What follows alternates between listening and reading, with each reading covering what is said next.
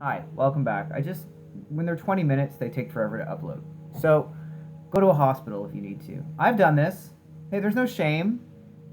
The St. Catherine's Hospital has a mental health portion in the back where you want to get a cab, you want to get, need a taxi, need a ride for me. If you know me personally, ask me for a ride. I'll drive you there. And I've had moments where my anxiety and my depression has been so intense, and I just felt like I was just I just felt so uncomfortable and so terrible and so panicked and so anxious. I just didn't know what to do with any of these feelings, and everything was just so intense and profound that I took myself to the hospital and I just sat in the waiting room of the mental health portion and the outpatient portion. I just sat in a chair and looked up at the little TV and the ticker tape of CNN going by, just knowing that I was in a place where I was safe and that if I needed to talk to someone, they were a foot away. And, you know, people did come over to me and ask me if I was okay. And I just said, you know what? I'm just feeling like this and I just need to sit here. And I have skills that I can use. I just needed to be in a place where I didn't feel so alone and I wasn't going to be ashamed of needing to connect to others. Because there aren't a lot of drop in spaces for us in Niagara. And there are no 24-hour drop-in spaces, so the St. Catherine's Hospital and the mental health portion is going to be your only place. And that's okay. Guess what? The hospital is open 24 hours a day. They have a coffee shop. You can sit there. You can just be there knowing that if you feel like your heart's pounding so hard it's not stopping and you're having a heart attack, which for people like us with anxiety disorders, that's what it feels like. You're in a safe place and no one's going to make you feel ashamed. You know? So use those services. Now, if you're looking for something a little more long term, Grief Network Niagara has a resource list on hospiceniagara.ca. It's literally a whole list of places that you can go in Niagara. Some are OHIP funded, some are benefits. Your benefits provider will take care of it if you have some benefit coverage. Some do a sliding scale, so let's say you can only pay $25. They might, there's counselors that will agree to, working out how much money you pay towards each session. A lot of different options. You can email them at contact. The contact is griefnetworkniagara@outlook.com. Email them. Tell them what you're looking for. They'll email you back. Also, there's a number here for the Canadian Mental Health Association. It's located at 36 Page Street, 905-641-5222. I'll put all the links to this stuff after the video. And please share places that have been helpful for you. I went to see a counselor about my mother's death, and it was really helpful. I give you her name, but unfortunately she's not practicing anymore. She retired. So I went, and it was really helpful. It was very helpful for me to do that. And I'm also considering entering a bereavement group just now, finally, 10 years later. So it's never too late.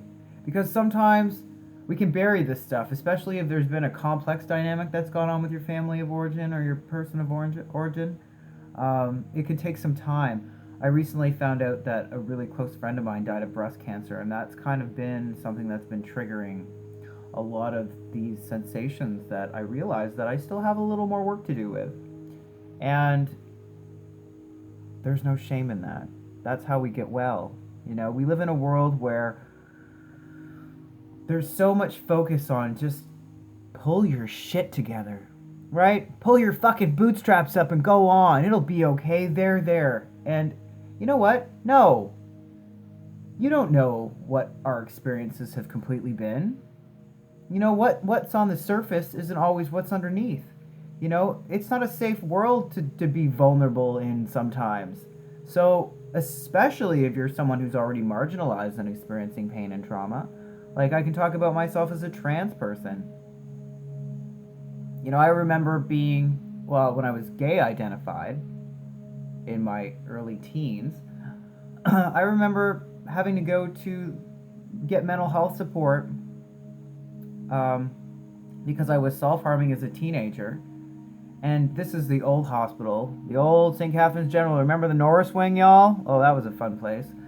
The Norris Wing, which was the mental health portion of the hospital in its archaic day, um, they were more interested in the fact that I was gay than the fact that I was self-harming. You know, like it was just a terrible experience. It made me feel so about the fact that, because, you know, this is the early 90s and it wasn't like it is now. And my older queers know what I'm talking about. You know, it's not like, you know, big rainbow flags getting posted up in City Hall. You know, it wasn't like that. So it made grief even worse. But things are changing, so reach out. Reach out, use hospitals, use the numbers I gave you. Again, I'll put that number up. Try it this way, Jordan. 911, Distress Center Niagara, Coast. Don't wait until it's too late. If you feel like you're going to harm yourself, don't. I'm telling you right now, don't do it. Sleep on it. It will feel better tomorrow. You know, sometimes when we're impulsive, we think our emotions get all torn up inside, and the intensity just feels like we're going to scream. You need to scream, because if you don't scream and you don't get it out, you're going to want to end your life. Because that's the default. Your brain just does that. It says, you know what, this is too much, I can't go on, I can't get it out of my body, I feel alone.